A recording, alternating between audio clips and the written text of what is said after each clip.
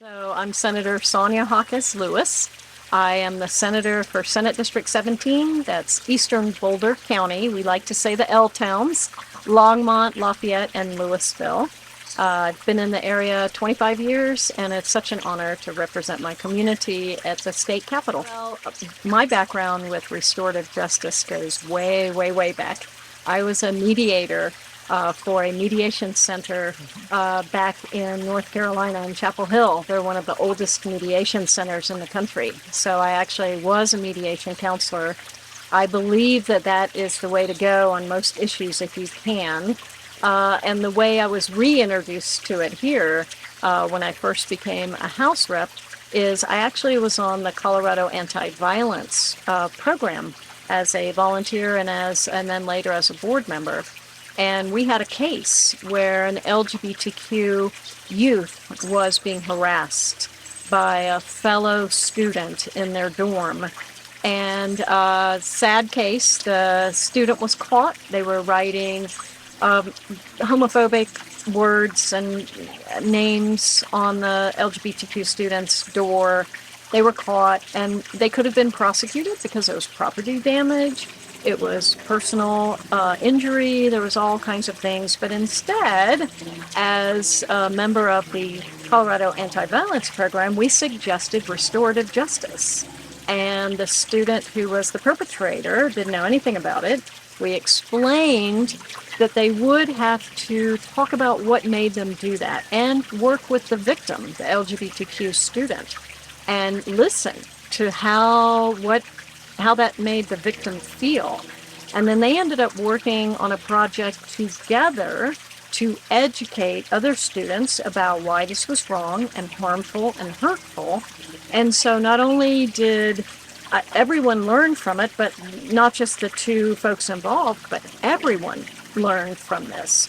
And I watched that program work, and I thought, we need to do this in more communities. And so we actually had my third case as when I became a senator in Longmont. We had a Latina woman who was working for a broker on a construction job, and she was owed overtime pay, and the broker was refusing to pay her the overtime. So she reached out to the wonderful center that we have in Longmont, the Longmont Criminal Justice Program, I believe, and they came up with a way for her to be compensated by working with the broker. He wasn't going to face prosecution. She would get some of her wages back. That actually helped not only educate that broker and help have justice for the worker, it educated me about the fact that this is going on in many different ways, and that allowed me to run a bill this session on wage theft and how we could look at all the different areas, all the different kinds of jobs and people that were being withheld their wages illegally. And as we dug deeper and deeper into the issue, we found that $43 million in lost tax revenue was being wasted by this practice. And so now we believe we've come up with a system that will encourage restorative justice. We can stop the wage theft, but it shows you how one small case can then, if you take the good part of it and what can be the solutions from it, you can put it across the state. So I'm hoping that this program will expand and that lots of people will be impacted by it. Right. The current criminal justice system is a winner and a loser, and no one else really sees any benefit unless you call throwing people in jail, paying taxpayer money, people sitting there wasting their lives. If you call that a success, well, I don't, but I think that this, where we can use restorative justice, where we can use mediation skills, where we can bring in larger groups, it's an education tool.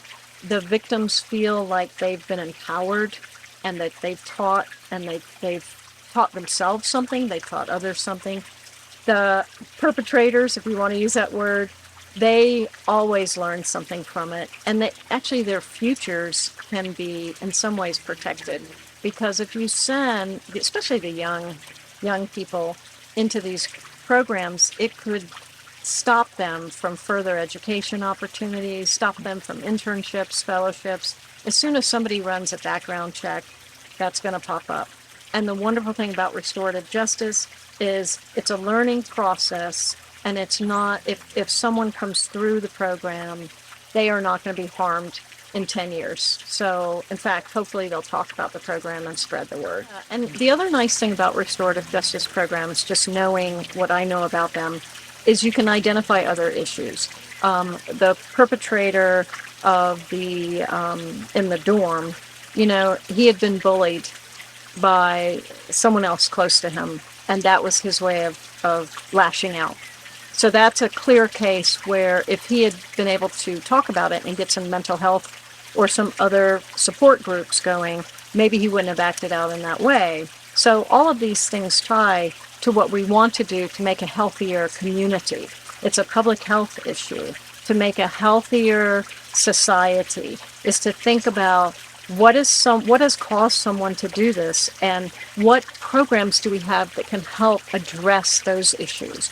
And since Colorado is a leader now in what we've done in this past session for funding mental health programs for youth and for teens, this will be what I call a perfect, really a synergy of using restorative justice to help identify folks that might need other services. And I think that's really the goal here, is how do we impact other people in a positive way so that you have a positive outcome out of something that maybe was a negative incident. I mean, I think about the problems we're facing as we start to hopefully come out of this pandemic. And so restorative justice as a program is great because it takes the time to figure out what caused this. And then you can address some of those other issues, whether it be substance abuse or homelessness, or maybe they've got someone at home they're trying to get out of the home, get away from. There's so many issues that are underlying. And I think it's a beauty of restorative justice because those other issues are identified, and you can start to take a look at, okay, how can we fix those issues?